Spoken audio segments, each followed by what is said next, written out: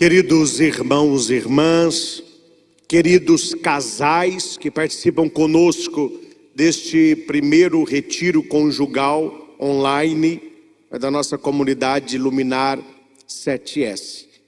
Se fôssemos escolher as leituras para esta Santa Missa, direcionadas para os casais, poderiam ser estas que foram proclamadas. A primeira leitura do livro do Eclesiástico, capítulo 44, é um capítulo que vale a pena os pais lerem. É bom que os pais saibam o que Deus espera deles, o que Deus espera do pai, o que Deus espera da mãe. Há pessoas que vivem no mundo parecendo uma barata tonta, não sabe de onde veio, para onde vai, o que é ser pai, o que é ser mãe, qual é o sonho de Deus. Eclesiástico 44 é um capítulo maravilhoso, que tem muita coisa boa. E na perícope da missa vai dizer assim, do texto lido, né?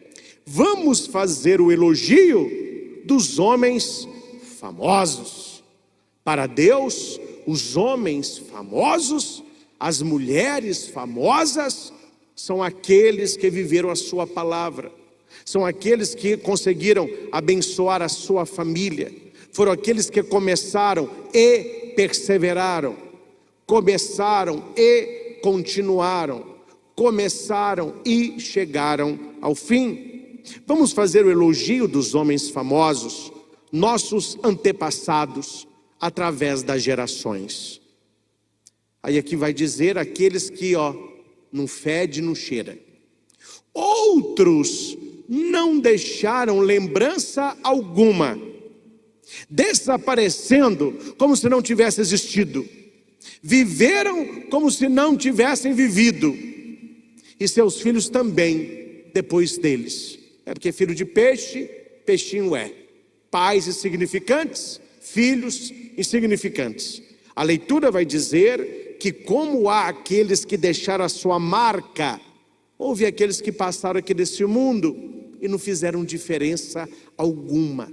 Olha que palavra dura, pesada, mas bíblica. Outros não deixaram lembrança alguma, desaparecendo como se não tivesse existido, viveram como se não tivessem vivido, e seus filhos também. Mas estes, ao contrário, quem são estes? Os homens famosos, os que seguem a palavra. São homens de misericórdia. Seus gestos de bondade não serão esquecidos. Eles permanecem com seus descendentes. Os filhos continuam os valores dos pais e que irão passar esses valores para os netos. Eu brinco muito com os avós, mas eu estou falando a verdade. Quem educa filho é pai e mãe, né? Vovô e vovó é para brincar, para fazer cafuné. É isso que é vovô e vovó. E tem muito vovô e vovó que vem querendo educar os filhos, nos netos. Aí briga, porque os filhos falam, não, pode achar que a gente educa do nosso jeito. E há um segredo para educar os netos. Tem um segredo bíblico que eu acabei de ler para que os avós consigam educar os netos. Como? Educando os filhos com os valores da sua família, com aquilo que é de mais sagrado no seu coração, porque o modo como você educa os seus filhos será o modo como eles educaram os netos. Então a educação que os pais passam para os filhos será a educação automaticamente que ele está dando aos netos, porque os valores são passados. A palavra diz isso.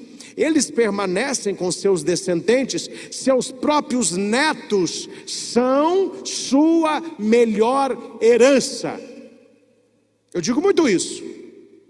Quando é que o pai e a mãe viu que deram certo, como pai e como mãe? Quando os seus filhos são pais. Aí você vê o cuidado com a criança, passando os valores, o cuidado no amor, como que o seu filho se tornou um bom marido, um pai, um homem honrado. Como que a sua filha se tornou uma boa esposa, mãe, uma mulher honrada, uma mulher que trabalha, uma mulher que sabe administrar o lar, uma mulher que cresce em várias áreas da vida. Aí os pais falam: olha, fizemos certo, porque eles são capazes de criar como eu os criei. Então a glória dos pais neste texto aparece quando eles são avós, porque a melhor herança são os netos. E brincadeira à parte, há uma definição muito interessante e não mentirosa sobre avô. O que é o avô?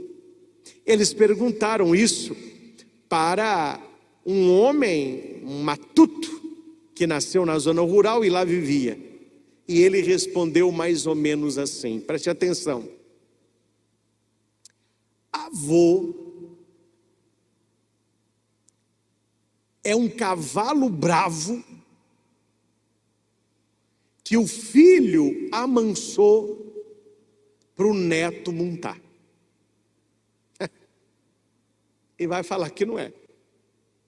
Olha como foi o seu marido na educação dos seus filhos, e veja quando ele acolhe o netinho em casa, é outro homem. Eu vejo lá em casa minha mãe, é outra mulher. A Ana Maria, mãe, muito carinhosa, mas firme, brava, exigente.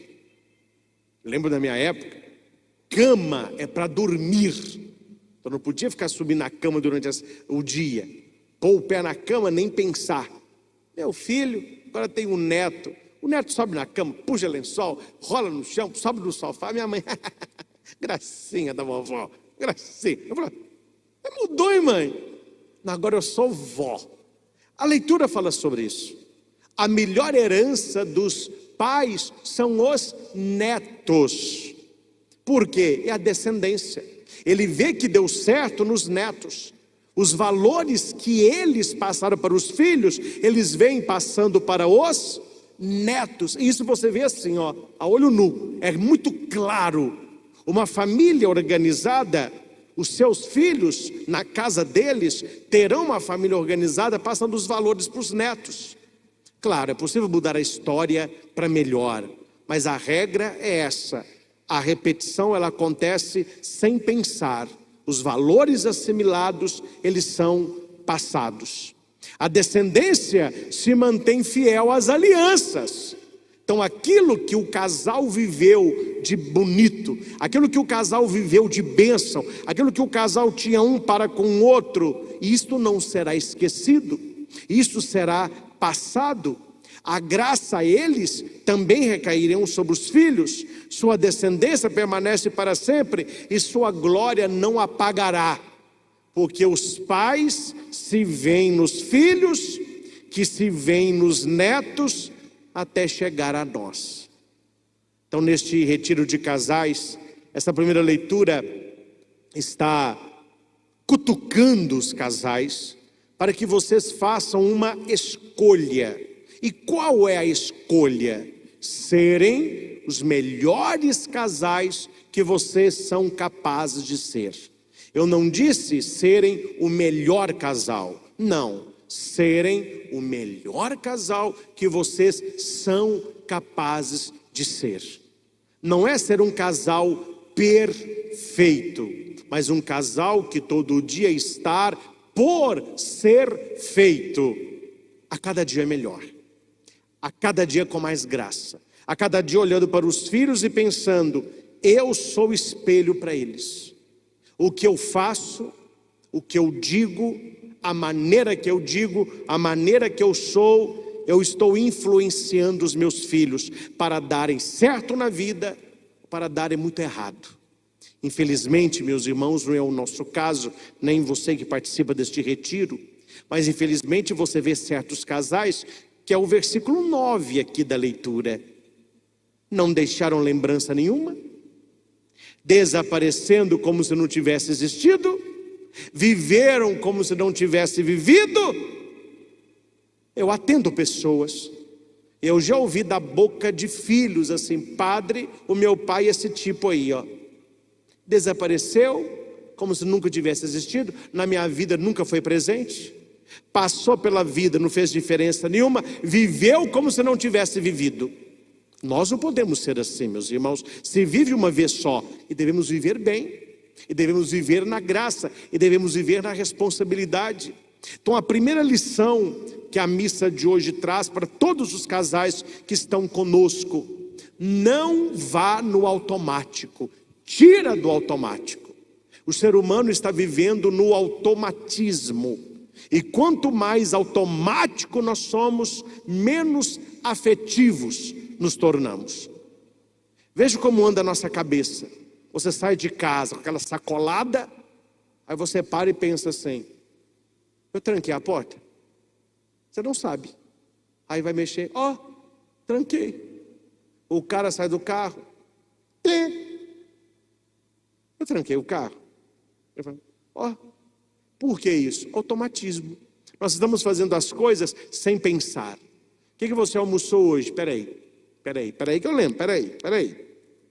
Hoje, peraí que vem. Nem sentiu o gosto. Almoça vendo televisão, almoça mexendo no celular, almoça xingando, almoça pensando no trabalho. Qual que é o problema do automatismo? Nós começamos a levar isso para a família. Você começa a levar isso para o seu relacionamento conjugal. Aquilo que te encantava no seu marido não encanta mais. Aquilo que te encantava na sua esposa não encanta mais. O brilho do olhar dos seus filhos você não vê mais, porque todos no automatismo, todos fazendo a mesma coisa, do mesmo jeito, todo dia, e não sendo afetivos, sendo efetivos, trabalhando, celulares caros, carros caros, casas grandes, mas o lar nem sempre existe, porque ser bom na efetividade nem sempre corresponde à afetividade. Casa, meus caros, casa, casão, mansão, palácio, basta ter dinheiro, qualquer um levanta. Com dinheiro, qualquer um levanta. Só que a Bíblia não está preocupada com a casa, e nós devemos estar preocupados com o lar. Claro, se tiver uma casa que seja nas suas condições, seja uma casa grande, bonita, do seu sonho, amém, faça. Mas que dentro desta casa você veja um lar. E o que é lar? Lar é amor, lar é convivência, lar é carinho. Aí é para os casais pensarem, né? Não vou falar de 0 a 10 não, porque eu não aceito menos do que 5. De 5 a 10, o quão você é carinhoso com a sua esposa e com o seu marido. Se eu chamasse a sua esposa longe de você e falasse para ela assim: qual a nota para o seu marido na questão de carinho, de afeto, de abraço, de cafuné, de massagem, de cheiro no pescoço? Seu marido passa hidratante em você, seu marido fica penteando seu cabelinho para você ficar com sono, você assiste filme no ombro do seu marido deita sua cabecinha no colo dele e fica fazendo carinho até você cochilar. Qual que seria a sua nota, esposo? Você sabe qual que seria a sua nota, ou tem que desenhar também? Se você sabe qual é a sua nota, tem uns aí que pensaram: papai tá na área, papai levou um 9, papai levou um 8,5. Tem uns aí que pensaram: misericórdia, também que é só um exemplo, acho que nem no 0 eu tô. Gente, e aí? Como que é o seu marido? Ah, padre, desapareceu da minha vida como se não tivesse existido, viveu como se não tivesse vivido. Vamos mudar o exemplo, né? Se eu chamo o seu marido longe de você e pergunto assim para ele: sobre a sua esposa, qual a nota que você dá para ela? A paciência que ela tem com você, a compreensão que ela tem com a sua vida. Sua mulher é carinhosa com você? talvez não só nos gestos, mas quando ela limpa a casa, quando ela faz o almoço, quando ela lava a sua roupa. É uma mulher que cuida de você, é uma mulher presente na sua vida. Você vê a sua mulher como verdadeiramente uma companheira, ela joga no seu time. Qual a nota que você daria para sua esposa? E você que é esposa, qual a nota que você receberia? São coisas que os casais não pensam, e por isso estão do jeito que estão. Se não avalia, não se cresce. Se não avalia, não se cresce. Eu tenho, graças a Deus, e quero fazer aqui em Divinópolis, ainda não o fiz, um treinamento de neurociência, inteligência emocional, coach conjugal, né? E sobre, como fala, dinâmicas de confronto, só para casais. São 3 dias inteiros. É o treinamento que o pessoal mais gosta. Os casais ficam impactados. Eles saem de lá achando que descobriram a roda. E eu não ensino nada muito difícil. O que eu faço? Os dois olharem um para o outro. Os dois pensarem o casamento. Os dois avaliarem o casamento. Tem uma dinâmica interessante, eu vou contar, porque quando fizerem comigo, vocês já vão ter esquecido disso. É uma folha que eu peço para um longe do outro escreverem os defeitos do parceiro. Quais são os 7 defeitos do seu marido e os 7 defeitos da sua mulher? Eles escrevem, não é? E depois eles escrevem atrás da folha o nome do marido. E a mulher e o marido escreve atrás da folha o nome da mulher. Depois espalham as folhas no chão com os defeitos para cima. E não pode mexer na folha, é uma folha grossa. Aí, eles saem andando pela sala, não é? O marido, ele escreve de rosa, a mulher escreve de azul. Então, os homens vão ler lá as folhas de azul, procurando qual que é ele ali na folha. Se ele sabe quais são os 7 defeitos dele para a mulher. Gente, é uma piada. Tem homem que fala assim, Padre do céu, acho que eu me casei com umas 4 aqui, eu já me vi em várias folhas aqui. Tem mulher que fala assim, meu Deus do céu, eu tenho 7 maridos, não sabia, tem 7 folhas, está cheio dos meus defeitos. Aí o pessoal ri um pouquinho, depois pega a folha, não pode discutir sobre a folha, senão eles brigam, né? Então pega a folha, lê, ela em casa a gente conversa. Só que tem um final da dinâmica. Qual é o final da dinâmica? Na apostila deles tem uma lista com 120 qualidades do ser humano. E ela e ele vão circular as qualidades que vêm no cônjuge. Gente, é muito bonito. A dinâmica do defeito some. Que se ali naquela folha tinham 7 defeitos, quando ela vai circular de 120 qualidades, ali começa com 40 qualidades, 60 qualidades, 73 qualidades. E o marido fala, olha, eu não sabia que eu tinha tanta qualidade assim. A mulher falou, nossa, padre, a gente não pensa, mas o meu marido é trabalhador, ele é zeloso, ele é bom pai, são qualidades que a gente não pensa. E por que o treinamento tem impacto? Porque ele leva o casal a parar, falou, para e olha para vocês dois, para e olha para o relacionamento de vocês, avalia, pesa isso aí, olha como que está. É isso o treinamento conjugal. São muitas dinâmicas, muitas palestras, momentos de carinho, troca de afeto, maravilhoso. Por que não acontece isso na vida de todos os casais? Simplesmente porque eles estão desaparecendo como se não tivesse existido e estão vivendo como se não tivesse vivido. Quando você para e fala, peraí, eu quero construir um casamento que vale a pena. Por que eu me casei? Por que eu estou com essa mulher até hoje? Por que eu estou com esse homem até hoje? Qual é a razão disso? Gente, não sei se você já parou para pensar. Você tem algo especial. Tanto os homens como as mulheres. O que não falta, meu filho, é homem e mulher nesse mundo. Eu nunca vi tanto homem e tanta mulher. Porque só existe homem e mulher, né?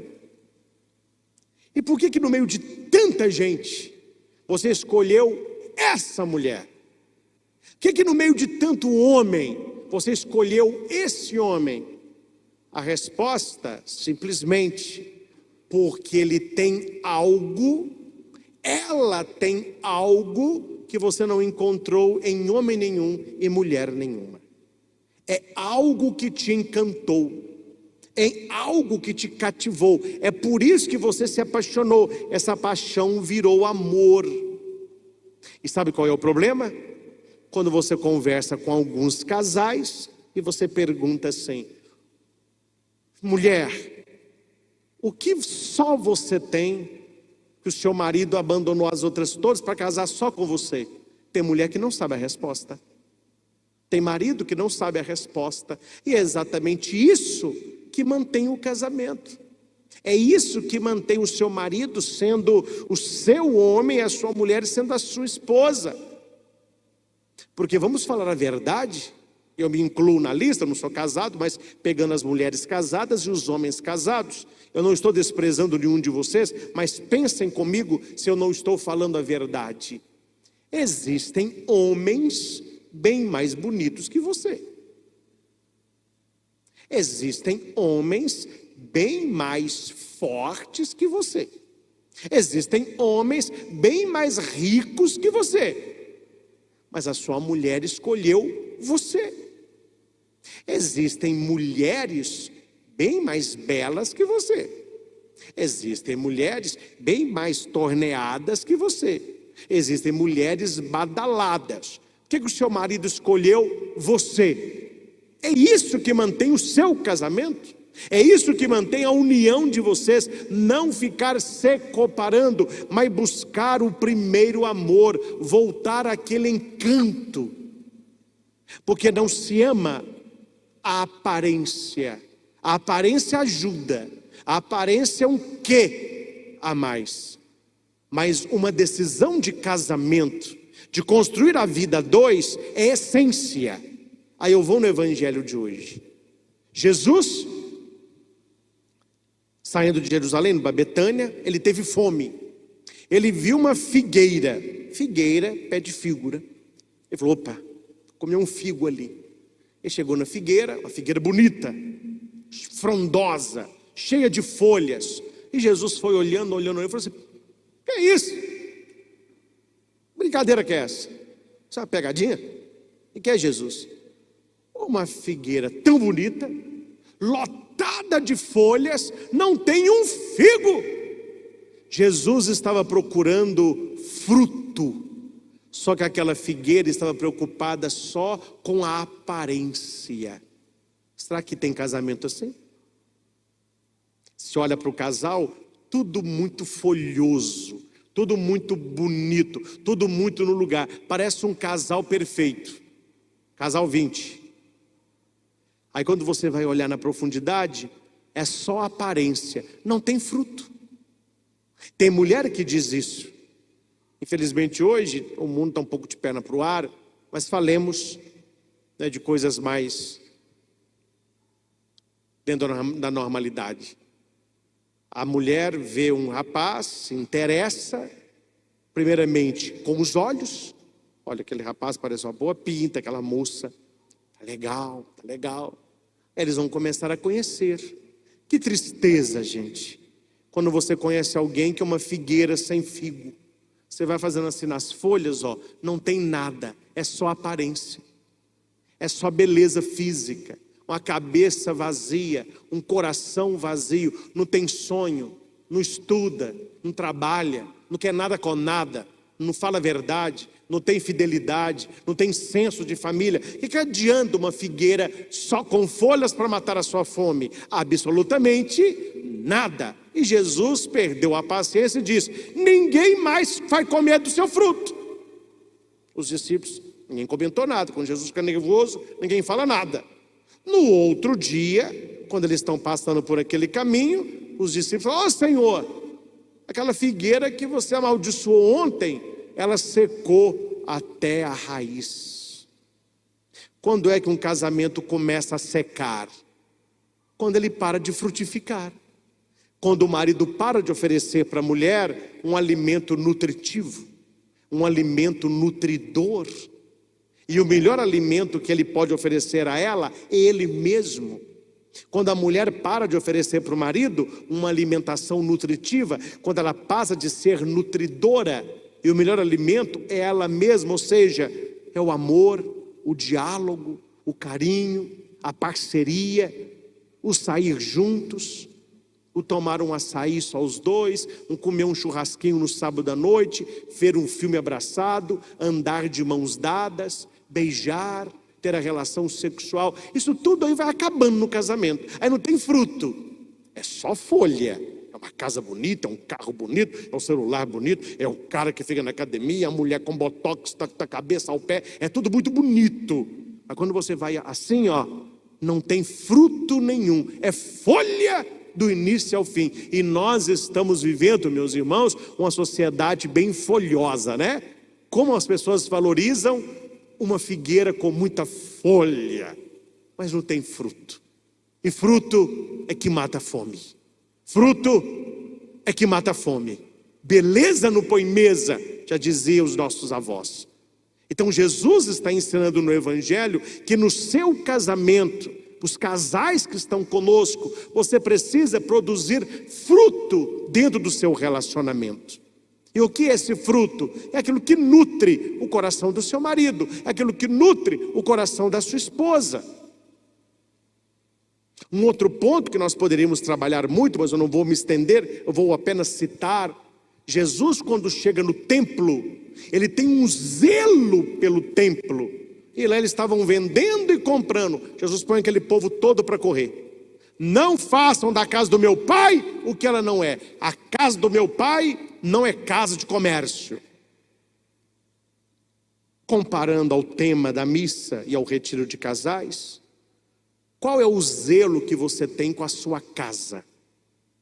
Como que você trata o seu leito conjugal, a sua cama de casal, que é um lugar sagrado?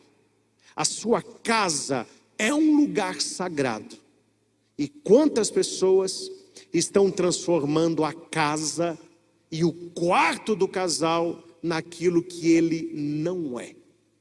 Transformando a família num lugar pornótico, não num lugar erótico, porque o marido pela mulher tem que ter o amor erótico. O erotismo é o marido olhar para a mulher e desejá-la como mulher, é a mulher olhar para o marido e desejá-lo como homem. Isso mantém o casal aceso, isso mantém o casamento firme, é o amor erótico. O que o diabo fez? Transformou o amor erótico em amor pornótico. Aí tem muitos casais que transformaram o seu leito conjugal numa cama de prostituição. O marido trata a mulher como se ela fosse uma prostituta. A mulher trata o marido como se ele fosse um garoto de programa. Eu não vou desenhar o que eu estou aqui falando. São coisas que vão destruindo o verdadeiro amor. Vocês têm que apimentar a relação. Vamos ver até onde você vai apimentar isso aí. Vamos ver até onde vocês vão chegar. Porque o mundo, ele quer pôr folha. Vocês estão frio? Põe folha. Está ruim? Põe folha. E Jesus está falando, não, produza fruto. Produza fruto. Atendi um casal há bem tempo. A mulher muito depressiva, o marido atraiu sucessivas vezes, agora apareceu com uma doença, isso tem mais tempo, né? A mulher o acolheu, aquela tristeza, ele venceu a doença. Aí o marido me disse, padre, estou querendo dar um presente para ela, não quer. Sabe o que a mulher está precisando, padre? Ela está precisando descansar. Queria mandar ela para a Europa, num grupo aí, 15 dias. Ela vai na Espanha, vai na França, vai... Quase que eu falei com ele, meu chapa, a ficha não caiu, né? A ficha não caiu. Para de oferecer folha para sua mulher e passa a oferecer fruto. A única coisa que a esposa precisa para se realizar é do marido. Por isso que ela é esposa. Uma esposa só é esposa quando tem marido. E ele estava preocupado com o quê? Não em dar-se a ela, mas é dar para ela alguma coisa que tinha valor. Na cabeça dele, folha. Folha, o mundo está cheio. Nós precisamos de fruto. Precisamos de fruto. Um outro ponto que eu gostaria de destacar do Evangelho é a questão da oração. Por isso, tudo que pedirdes em oração, acreditai que já o recebestes, e assim será. Casal que reza unido, certamente permanece unido. Casal que vai à missa junto, casal que reza antes de deitar, ou bem, dá a mão aqui, vamos rezar pelo menos um Pai Nosso, uma Ave Maria. Um dia no retiro lá a gente fala coisa mais aberta, eu falei, gente, mente pro padre não, levanta a mão aí, quem tem vergonha de rezar junto? Sempre tem, aí levanta a mão. Vocês que levantaram as mãos, vocês já brigaram para valer? Ah, padre, já, todo casal já brigou para valer. O que vocês falaram para o outro na hora lá? Ah, não, aqui nós estamos em grupo fechado, não está filmando, pode falar aí. O marido, eu vou falar. Eu falei isso. Falei, meu filho, olha que coisa. Palavrões, palavra suja, palavra pesada para a mãe dos seus filhos. E você não teve vergonha. Falar na cara do outro um palavrão, não tem vergonha. Mas pegar na mão da sua esposa para rezar, para dormir, você tem vergonha. Você está entendendo? A dele falou assim, está tudo errado, né? Tem muita coisa errada, gente. Como que os casais querem ser felizes? Vivendo assim. Tudo que o casal reza, unido, de mãos dadas, se os dois estão de acordo sobre alguma coisa, sobre a face da terra, e Deus vê que aquilo é bênção, lhe será dado. O que nós vemos hoje? Só um remando, aí não sai do lugar, né? Quem sabe remar aí? Barquinho? Tem de 2 remos, um remo não funciona. 2 remos? Como que rema? Fácil. Tirou o remo da água, põe dentro da água e você puxa. Tirou da água, puxa. O barquinho vai. Se você quer que o barquinho rode para esquerda, você vai levantar o remo da esquerda e rema com o da direita. O barquinho vem para cá. O contrário também é verdadeiro. Quando você se casa, vocês estão no mesmo barquinho. Um tem um remo, o outro tem outro remo. É para os dois remarem juntos. É para os dois definirem uma meta juntos. Sonhos juntos. Claro, o marido terá os sonhos dele, a mulher terá os sonhos dela. Mas qual é o sonho do casal? Se você quer saber um casal medíocre, quer dizer, um casal na média, eles não têm sonhos enquanto casal. Qual que é o seu sonho, homem? Trocar meu carro esse ano. Um sonho válido.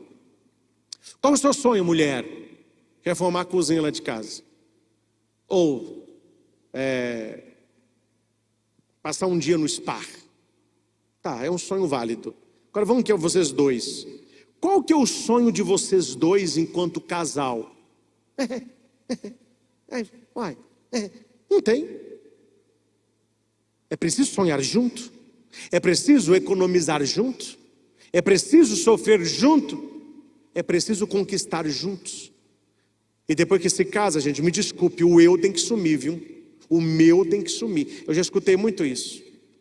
Mulher, vou ter que levantar agora para ir lá no supermercado com essa chuva aí. Vou ter que molhar o meu carro. Essas compras aí ficam caras. Vou ter que gastar o meu dinheiro. Peraí, mas você não casou, meu chapa? Então é nosso. É o nosso carro. É a nossa casa. É o nosso dinheiro. São as nossas conquistas. Uma pessoa muito individualista, ela tem dificuldade em dar certo no casamento. Porque o casamento é para quem sabe dividir. O casamento é para quem sabe partilhar. Dividir começando a cama. Ah, padre, eu não sei dormir com alguém na mesma cama. Você vai acostumar. Você vai ver como que é. No frio você acorda sem edredom. A cama fica 90% dela. Uma faixa de 10% é para você. E ela vai dizer de vez em quando, chega para lá um pouquinho, eu vou cair da cama. Ah, desculpa. Ela vai para cá. É assim que funciona. Isso quando não chega o menininho e fala, eu vou dormir com vocês. Aí a cama que já não cabe 2, cabe 3. Aí fala, eu vou dormir com um cachorrinho também. Falou, meu Deus do céu.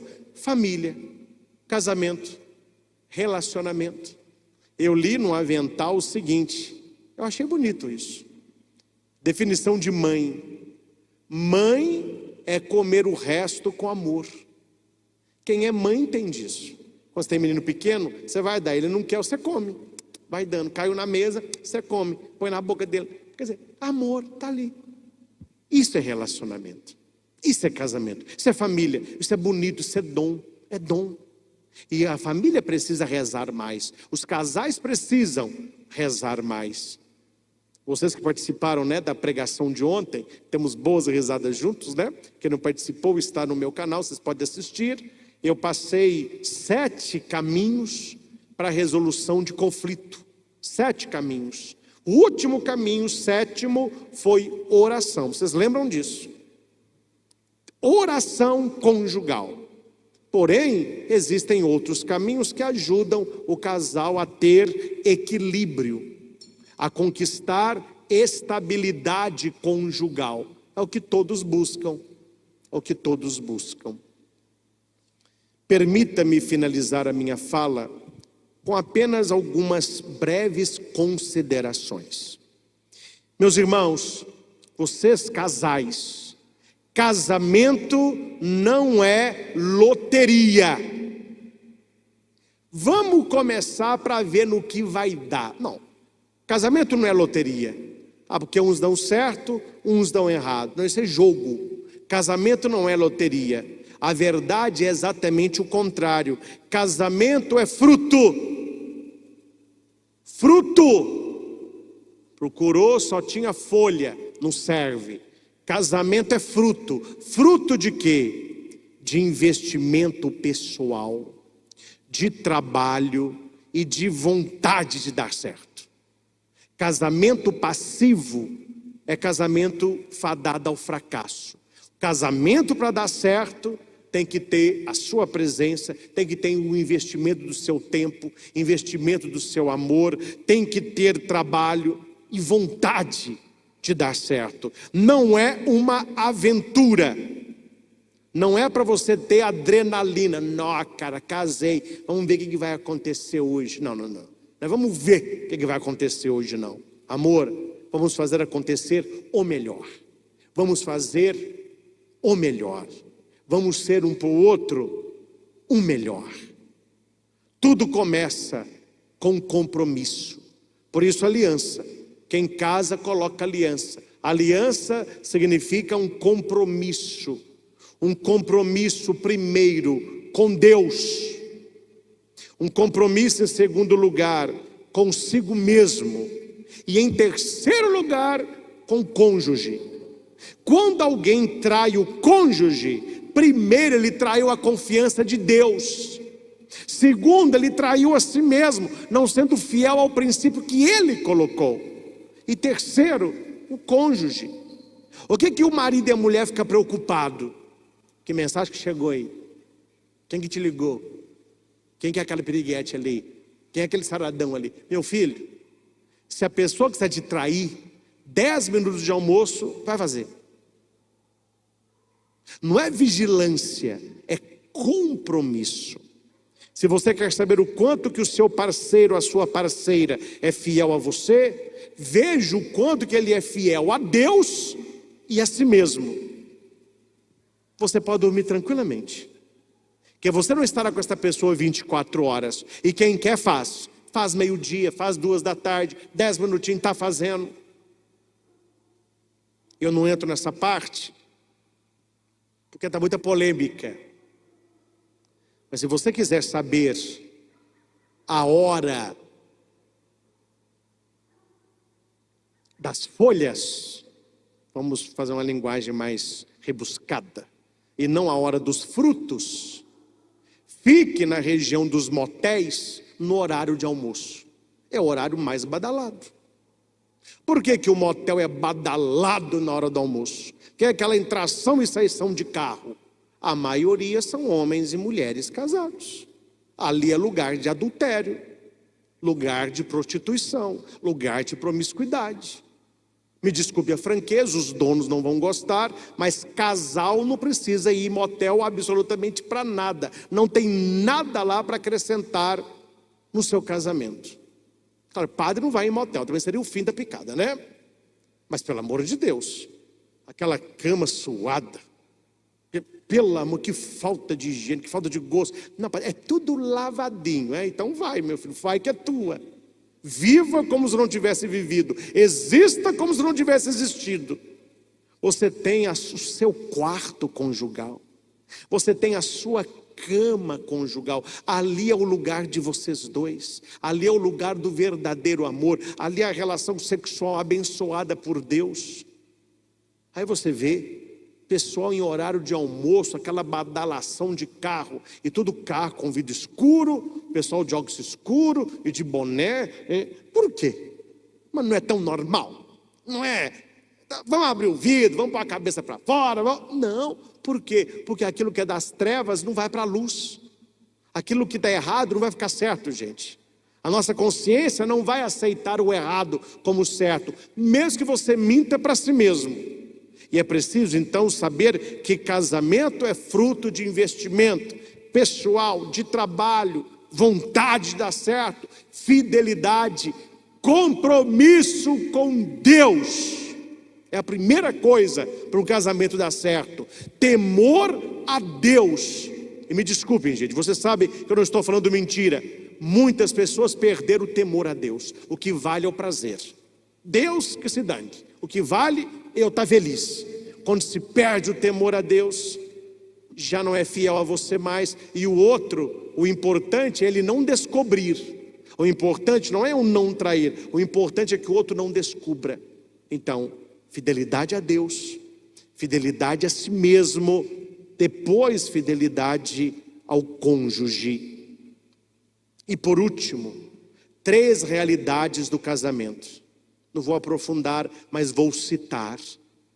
Quem se casa tem que saber 3 coisas. Você vai perder algumas coisas, você vai receber algumas coisas, e você é chamado a colaborar com algumas coisas. Uma linguagem mais poética. Você perde coisas, você recebe riquezas, você oferece riqueza. Casamento é isso. É por isso que tem gente que casa, mas quer viver como solteiro. O casamento não vai dar certo. São vidas diferentes, são valores diferentes. Não é melhor e nem pior. O solteiro tem alegrias de solteiro, o casado alegrias de casado. O que a televisão coloca, o que as piadinhas colocam, o que os colegas colocam, que o bom é o solteiro. Aí o cara casa, mas ele quer viver como solteiro. Não vai dar certo, porque quem casa quer casa, e você vai perder coisas, mas você vai ganhar coisas que o solteiro não tem. Você perde coisas, mas você ganha coisas. Você é enriquecido, e você é chamado também a enriquecer. Numa conversa de um casal com um monge, o monge sempre orientava os casais a serem felizes. Então ele recebeu um casal muito jovem, muito bonito, que iam se casar no final do ano. Ele com 24, 25 anos, ela com 22, parece, jovens. E eles perguntaram para o monge: dai-nos o segredo de um casamento feliz. O monge: é fácil, estendam as 2 mãos para frente. Aí os 2 fizeram assim. Vire a palma das mãos para vocês. Olhem para a mão de vocês e me respondam: o que vocês estão vendo? Aí o rapaz olhou para ela olhou para ele. Ai, você não está vendo nada não? Ele falou assim: pois eu vejo tudo. Mostre as mãos de vocês para mim. Aí os 2 eram para o monge assim. O monge olhou para a mão dela, olhou para a mão dele e falou assim: eu estou vendo o futuro de vocês. A mão de vocês 2 simboliza o futuro de vocês. Se vocês a usarem de maneira sábia, se vocês a usarem de maneira de Cristo, se vocês a usarem do jeito certo, vai ser um futuro glorioso, um futuro abençoado, um futuro que vai deixar legado. Mas se vocês a usarem para o mal, se a sua mão for apegada ao pecado, se a sua mão for parceira das trevas, vocês vão sofrer muito. Vocês vão fazer o outro sofrer muito. E das 2 ou vão terminar infelizes juntos, ou mais infelizes separados. A palma das mãos de vocês é o futuro de vocês.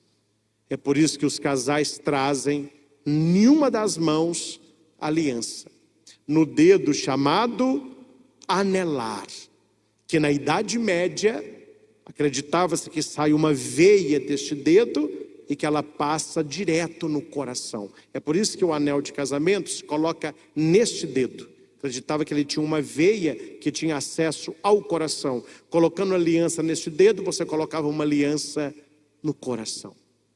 Que Deus possa abençoar a todos os casais. Que Deus possa abençoar a sua família. Que você coloque em prática tudo que nós refletimos nesta Eucaristia. E busquem ser casais melhores, para a honra e glória do Senhor Jesus.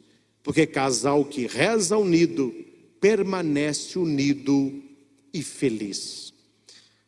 Louvado seja nosso Senhor Jesus Cristo. Para sempre seja louvado.